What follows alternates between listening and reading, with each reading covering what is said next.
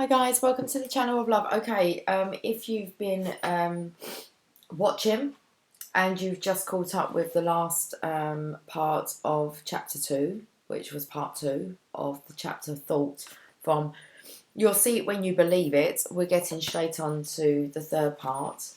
Jasper, in between, it hasn't been long, I've literally had some coffee, I just had a sneezing fit. He settled on my lap, he's now sitting on the table. We're getting on to, I feel very congested. It all means something, don't worry about it. We're just going to go with it. Okay, you are the dreamer of dreams. We're going to, I feel very congested. Why are we all sniffly? Okay. The you that is beyond form is eternal and alive in a formless world. A brazen statement perhaps, but would you be convinced of that if you could leave your body, exist in a formless world, and then re-enter your body in a state that we call form? Jasper's very irritated. Let me just see, because he's right by the microphone. Jasper, we're going to read this chapter. You were pestering me. Come on, I know that you want to listen to this one. Okay, guys, if you hear him, he's cleaning himself. He's cleaning his paws. Okay, I'm sure he's listening though. This is interesting, okay? So I suggest that you would do exactly that every single night, and that you spend approximately a third of your entire time here on this planet doing precisely that. It's very interesting, but he's very distracted. Maybe he doesn't want to know about astral travelling. Jasp, I'm like distracting you. Come on to my lap, darling. Come on. You can't sit there through this reading. It's okay, it's just my coffee. It's not going to hurt you. I'll leave it be. You come and sit on my lap, please. Why are you cautious? Okay, come on in. There's nothing to be cautious about. Come on. Good boy. Then you come. Good lad. Okay, sorry guys. We just go with it, don't we? Oh, itchy ear. We're going to read this again. Let's hopefully he settles down. Until I had the sneezing fit. Well, he kind of left my lap just as I had that sneezing fit. Okay, do you want to lay down for me? Please? Okay, should we just get on and read them? Okay, no, we're not going to go on the table, darling. We're going to sit and listen. Okay? You are the dreamer of dreams. You are the dreamer of dreams. Let's just get this out. The you that is beyond form is eternal and alive in a formless world. A brazen statement perhaps, but would you be convinced of that if you could leave your body, exist in a formless world, and then re-enter your body and exist in the state that we call form? I suggest that you do exactly that every single night, and that you spend approximately a third of your entire time here on this planet doing precisely that. We call it dreaming, and much can be learned about ourselves as part of pure thought by seeing what happens when we leave our bodies and enter the world of dreaming. Every time we go to sleep and begin dreaming, I believe we actually leave our body and enter a new dreaming body. We convince ourselves that our dreaming body is real while we are dreaming. Otherwise, we could not be able to have the dream. Where would it take place? Let's take a look at the rules that apply while we are dreaming and see how different they are from the rules that apply while we are in waking consciousness. First of all, in dreams, time does not exist. We can go backward and forward at will. We can be with someone who died many years ago, and that person will seem very real. We can be a teenager again, and that too seems quite real while we are in the dreaming body. We can live an entire lifetime in a 14-minute dream sequence, and it is all real to our dreaming body. Secondly, there is no cause and effect while dreaming. We can at one moment be talking to someone we know very well, and in the next moment be on a bus talking to a stranger. We can engage in an activity that produces the opposite result from that which would occur in waking life. Thirdly, dreams can be without beginnings or endings. Let's just repeat that. Thirdly, dreams can be without beginnings or endings. We can shift in the middle of a sequence to another place and then come right back again, years younger than we were a moment ago. Fourthly, in the dream, every single obstacle turns into some kind of opportunity.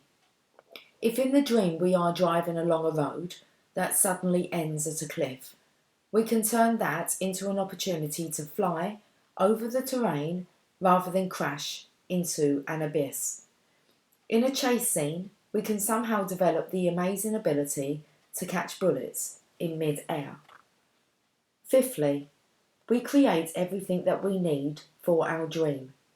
This is very important to my how do you say this name?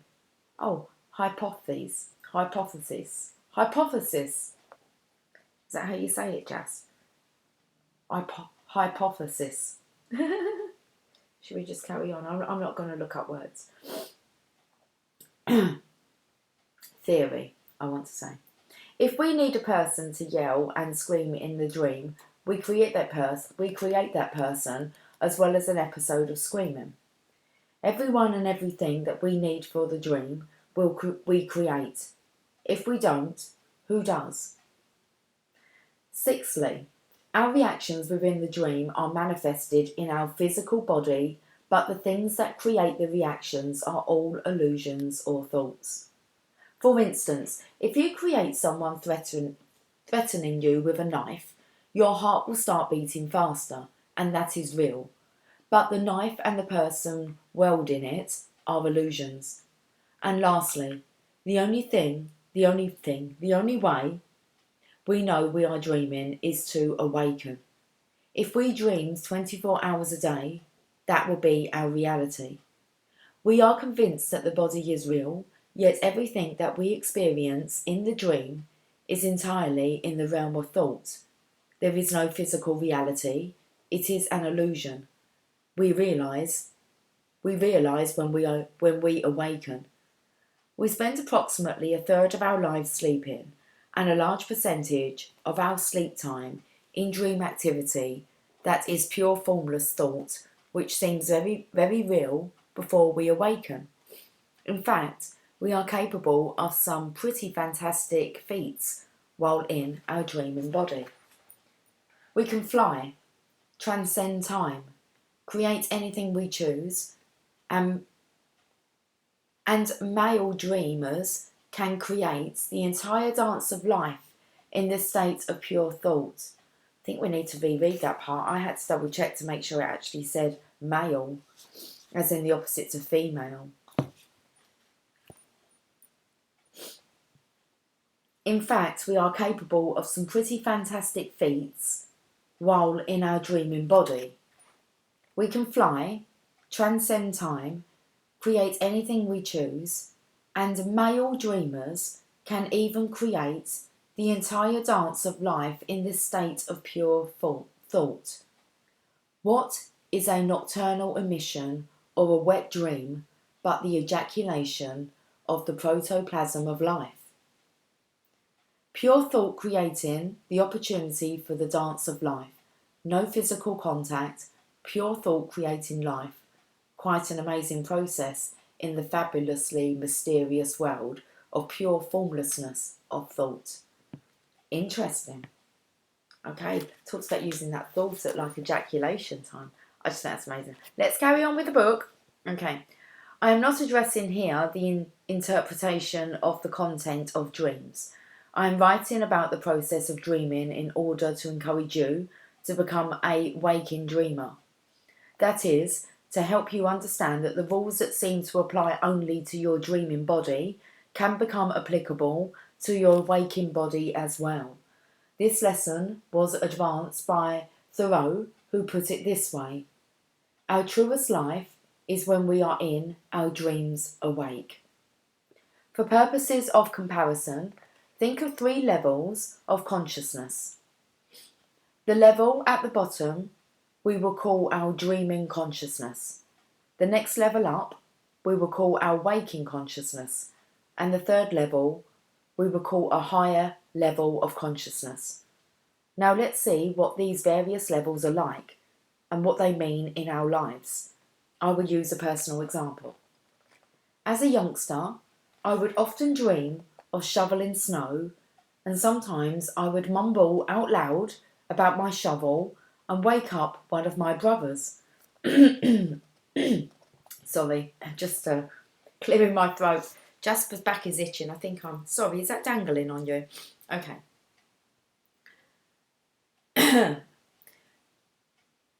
Let's just start that part again. As a youngster, I would often dream of shoveling snow, and sometimes I would mumble out loud about my shovel and wake up one of my brothers by speaking gently. By speaking gently. Very distracted. We're going to have to go with it because it'll mean something to someone, okay? Okay. Woo! Third time lucky. Let's do it. As a youngster, I would often dream of shoveling snow, and sometimes I would mumble out loud about my shovel and wake up one of my brothers. He discovered that if he disguised himself as part of my dream by speaking gently, he could get me to hand him my dream shovel, which of course he thought very funny, and he would wake me up with his laughter. But as long as he masqueraded as part of my dream, I would cooperate from my dreaming level with him in his waking level. This, I believe, illustrates our ability to communicate between our dreaming and waking consciousness. That's really talk about sleep talking. Okay. What if someone from a dimension higher than waking consciousness wanted to talk and walk with us? That person would also have to be disguised and pretend to be one of us, though he or she would know that there was a much greater consciousness beyond the waking consciousness level. If that being was charismatic and convincing, many might listen and achieve a sense of the potential of the higher consciousness beyond waking consciousness. Such is, I believe, the process of highly spiritual masters who have come here to teach us about the dimensions that are there for us in the world beyond our form. What would be a good disguise? How about that of a carpenter who gives us an inkling of what is available for us, and who tells us while performing miracle after miracle that he believeth in me? The works that I do shall he do also. The greater works than these shall he do. How about a teacher or a writer or a gas station attendant? Yes, there are miracle workers out there who can lead us to the edge of our waking consciousness to glimpse something more. The great spiritual masters who have lived among us and who continue to do so have transcended the rules of form that we believe are the only set of rules.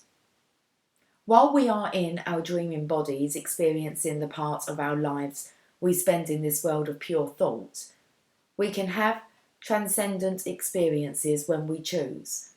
We do not need any of our senses in this formless state.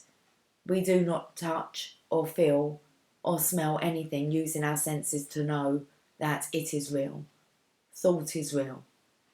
By becoming a waking dreamer, you will enter the higher level of consciousness beyond waking consciousness, the level that spiritual masters have let us glimpse through their teaching and their examples as human beings. But to do so, you must challenge your reality thinking belief system. To become a waking dreamer, you must learn to die while you are alive. Let's start by looking briefly at the process of dying. It is my belief that 1, we cannot kill thought, and 2, all form is in transition.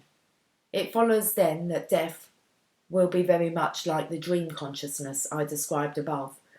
We, our thoughts, leave our body when we enter our dream, and then we, the thoughts we are, re-enter the body for waking consciousness. Similarly, when we die, our thoughts leave the body and can look back at this dream we are living now, which we call waking consciousness, with the same kind of vision that we look back at our dreams. This is a powerful idea. It could free us from fearing death if we learn to internalise it. The reason we have difficulty accepting that this waking consciousness is a dream is that everything seems just too real.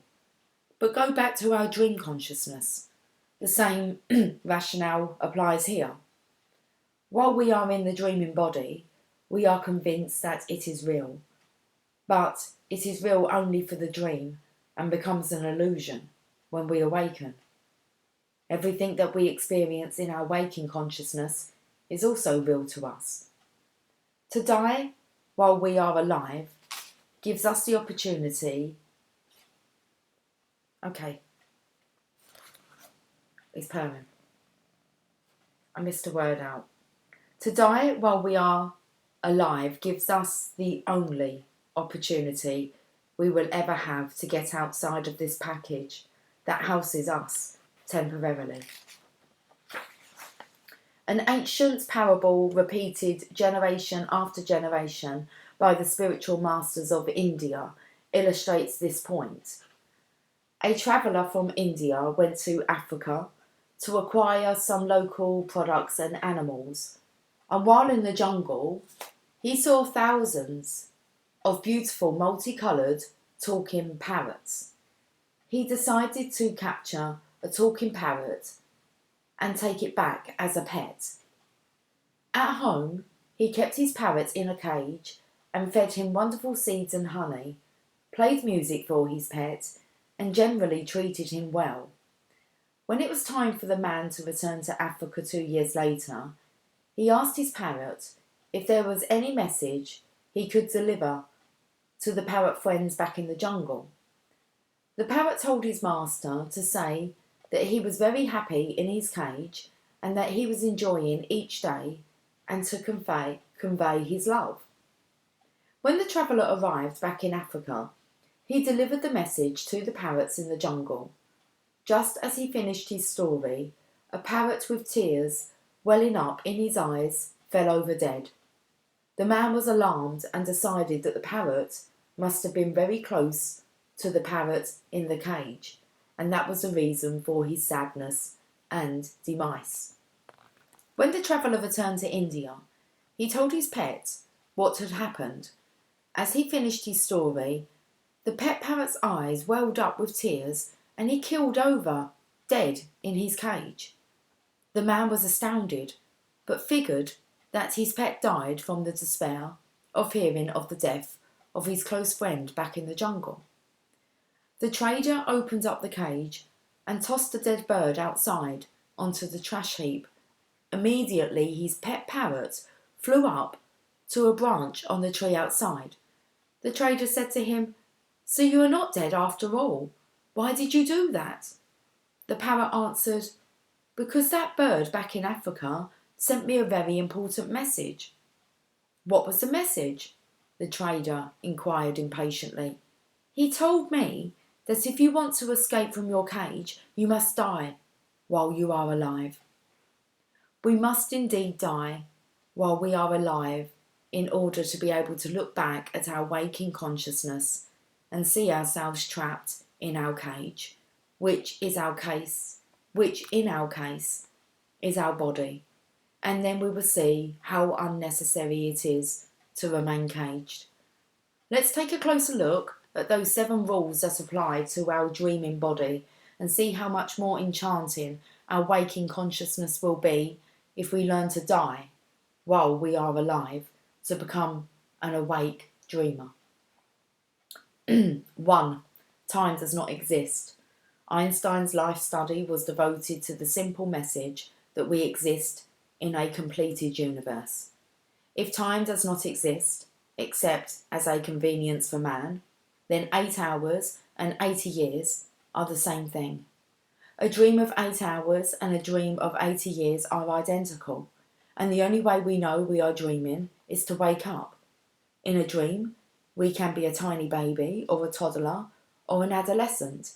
We can get married, have children, pursue a career, go bankrupt, have grandchildren, move to a retirement community and become old, all in a period of minutes. In the dream, it is very real, and we are able to reduce it all into a tiny segment of what we call time.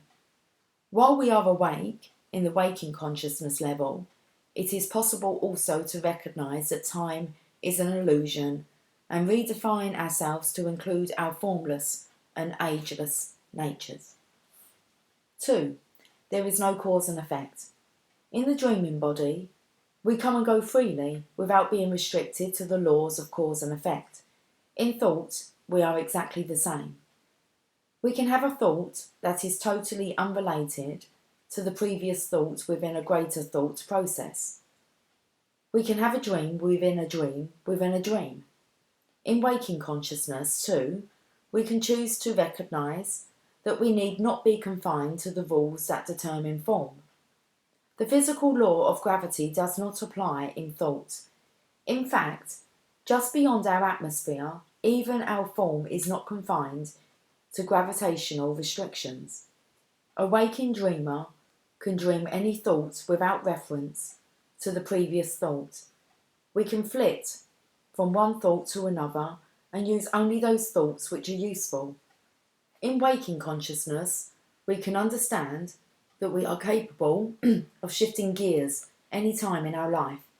If you trained yourself to be a physician and it no longer applies in your life, you simply choose new thoughts and begin to apply the concepts of making your visualization your waking consciousness reality. 3. There is no beginning and no end. In our dreaming body, we do not disappear or terminate, because it is only in form that there are beginnings and endings. We never die in our dream, in the sense that we simply discontinue being. Nor do we in waking consciousness, and we must understand this if we are going to get over our fear of death. We cannot kill thought, and we prove this over and over every night.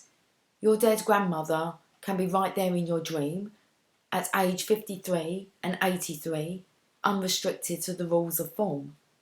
When we go into our dreaming body, we do not have to begin. We do not have to have a beginning for each dream sequence. We are simply there, pure and simple. There is no need to start out. We can be right here now in waking consciousness as well, disregarding beginnings and endings, imagining forever instead. Within the concept of eternity, the notion of a beginning and an ending is an absurdity. Try imaging where the universe starts. Imaging. We just call it imaging. Try imagining where the universe starts and ends, and you see how foolish all of that is. Try imagining a thought having a beginning and end, and you know that thought does not conform to such rules.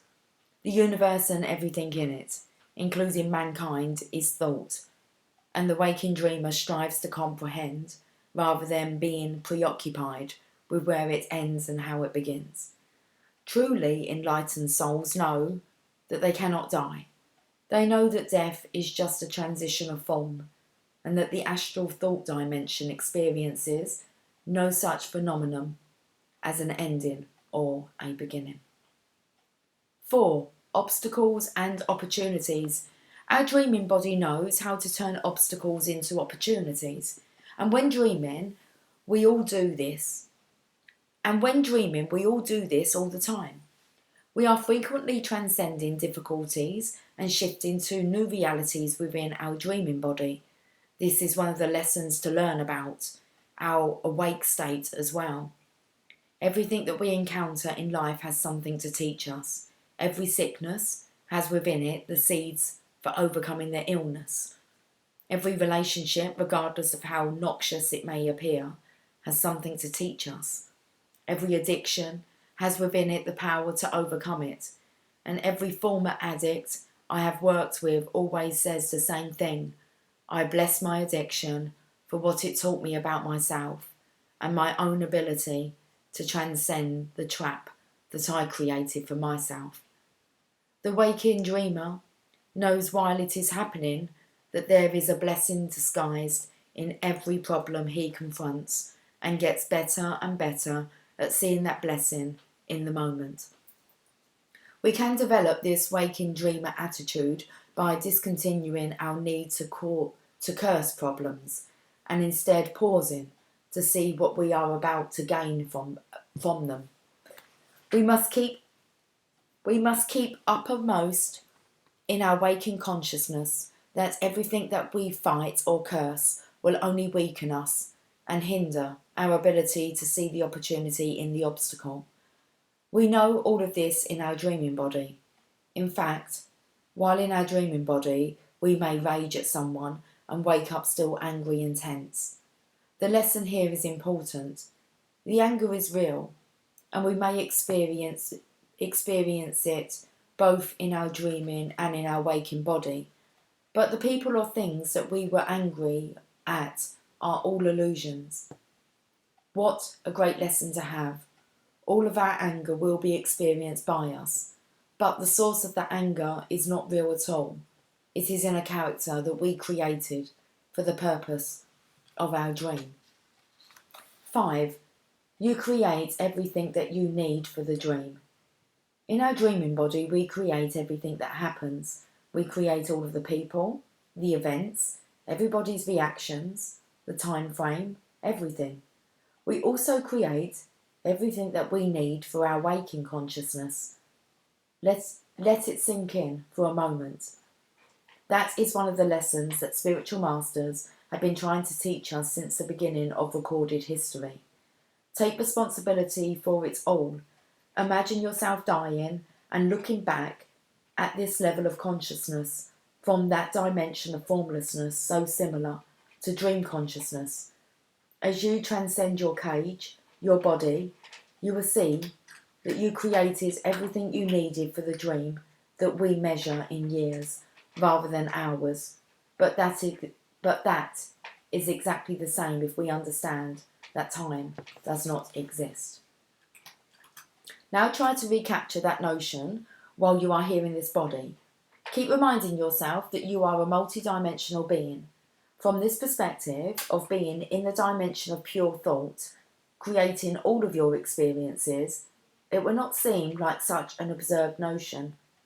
Look at everything in your life from the perspective of knowing that it is impossible to retain form when you transcend it, just as you cannot hold on to the things and people that you create for your dream when you awaken. A bit weird? Yes. A bit scary? Yes. But imagine what a powerful and transcendent idea this could be in your life. You begin to stand away from your form and view everything that you have and do not have, all of your possessions and all of your relationships, all of your business enterprises, all of it, as something that you have created for this dream. Now you can learn to have your creations work to make this the best dream anyone ever had, or you can become upset, immobilized, depressed, worried, and overstressed by things you have created for this dream. All over illusions. So why not begin to take responsibility for it all and enjoy your 80+ year dream? 6. The reactions are real. The characters are all illusions. While dreaming, we have many emotional reactions. We feel ecstatic as a result of some thoughts, and our body reacts with changes in blood pressure, increased heart rate, blushing, erections, smiling, and the like. We feel hurt as a result of other thoughts that are our dreams, and our body reacts with frowns, tears, and other physical manifestations. Anger is produced by dream thoughts, and our body responds with clenched fists, fast breathing, gnashed teeth, even tears. But remember, we have created all of the characters and events and are acting them out in thought only, yet we are still having physical reactions. The characters are instead illusions, but the reactions are real. And so it goes in waking consciousness as well, though it may be difficult for you to accept the waking dreamer concept in your life right now. I have no desire to debate about what exists or does not exist in whatever reality is or is not. To me, the reactions, the manifestations of our feelings are real. If those feelings are interfering with our enjoyment of this life, then we need to examine what we are allowing to interfere with our happiness. Whether the people or events are real or not is just a question of perspective. The value lies in examining what is happening to you, rather than whether what is happening is caused by someone real or an illusion. Examine your anger, hatreds, or stresses in this new light. No one can create anger or stress within you. Only you can do that by virtue of how you process your world, or in other words, how you think. So rather than debate who or what is real, focus on what you are doing to process your thoughts, your feelings. And just as in your dream, when you really awaken, you will see as you look back that only your reactions, the residue of feelings in your body remain. Are you able to let those feelings and thoughts flow through without censorship, as you do in dreaming consciousness? In waking life, can you think what you think about without judging it, or repressing it, or stopping it? In dreaming consciousness, you feel and encounter the array of human experience without judgment. Try doing that in waking consciousness too, and you will become what I mean by an awake dreamer. Consider the realm of love. Your reactions of love are real, and you experience them in your wakeful body. But only you can create those reactions by your thoughts. The more you choose to have loving, positive, beautiful thoughts toward yourself and others in your life, the more you will have salubrious reactions in your body. We create it all, including the persons who are in our life. More important, though, is how we allow or disallow our inner reactions. This is the true essence of how we allow or disallow our... Oh, we just repeated that part. Okay. How we allow or disallow our inner reactions. This is the true essence of being a waking dreamer. To be non-judgmental of how we react emotionally to all of the characters and events that are part of our lives. Focus on what you do with what you think and feel. If you learn how to die while you are alive, you will be able to look back at all of those externals and see that they are illusionary. Yeah, illusory. Illusory. Okay. But that your reactions within you are very, very real. In fact, those reactions are what are you? Your thoughts, pure and simple. Okay, 7. The only way to know you are dreaming is to awaken. If we dream 24 hours each day, that would be our entire reality. Come on in, darling. It's the last one now. Yeah. Okay, come on in. You awaken just in time. Can you come down? Good boy. Come down off the table. Good boy. Ah, thank you. All happy. Good. 7. The only way you know you are dreaming is to awaken. If we dream 24 hours a day, that would be our entire reality. We know that we are dreaming only when we awaken. The same thing applies to this level of consciousness that we call wakefulness. Once we awaken, that is, examine the principles of the dimension of formlessness and thought, we are able to look upon all of our activities in the same way we look at our dream consciousness. From the perspective of awakening, it is pretty silly to be attached to things which we have to be asleep to experience. No doubt, that is why my neighbour has a sign in her laundry room that says, "After enlightenment, the laundry."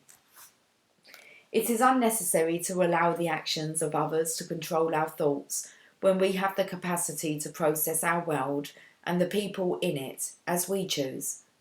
Awakened persons know deep within their souls that they are much more than a body, that they create everything that they need for their dream. By looking back at our dreams when we are awake, we see how futile it is to be upset about the dream content which we created, and we can also see the folly of being upset about anything that we created in a wakeful state. The key to grasping that we are thought and thought is us is to wake up now and use our new perspective to make this lifetime as glorious and harmonious and loving an experience as is possible. This does not exclude examining our dream contents and waking life circumstances for greater self-awareness and understanding, though that is not the subject of this book. Now I suggest that you re-examine the 7 principles of being a waking dreamer and think of how you can apply them in your life. Use this new awareness to make this waking consciousness all that it can be, and also to free yourself of a fear of death. Use the potential of your own death as an awakening experience and begin living the greatest life anyone ever dared to dream. Okay, when I pick this up, which won't be like this evening, we're going to look at why we resist, but it reminded us to revisit this video, what are we on? Part 3. We're going into a part 4. Okay, right guys, and so recap, it was quite long as well. I will catch up with you soon. Okay, take care, and we shall tackle why we resist. Okay, much love, bye for now.